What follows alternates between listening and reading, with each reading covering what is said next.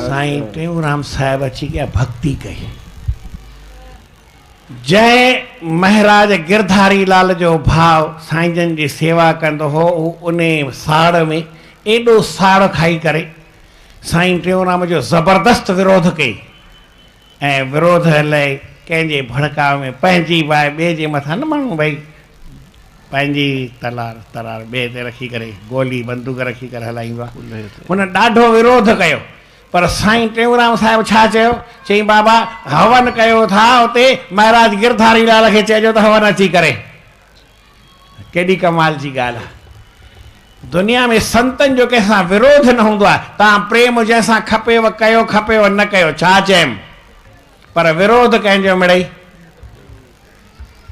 कंहिंखां प्रेम नथो पुॼे त काई वॾी ॻाल्हि न आहे। प्रेम न कयो, कोई तरीक़े कोई ज़रूरत न आहे, भले प्रेम न कयो, पर विरोध नफ़रत तो सेखारियो, नफ़रत त्यागे पाण में प्रेम प्यार कयो।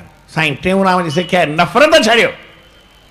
जे नफ़रत छॾींदासीं प्रेम त हर को पंहिंजे घर आनंद में रगो पिया प्रेम जी हरू भरू सड़त करे, पर असां तकलीफ़ किथे ईंदी आहे जो असां कंहिंसां नफ़रत कंदा आहियूं, कंहिंजो विरोध कंदा आहियूं, कंहिंजी काट कंदा आहियूं, कंहिंखे वधीक लेखींदा आहियूं, कंहिंखे घटि लेखींदा आहियूं, कंहिंखे लेखण में ॿिए खे सफ़ा किराए छॾींदा आहियूं। इहा ॻाल्हि सुठी न आहे।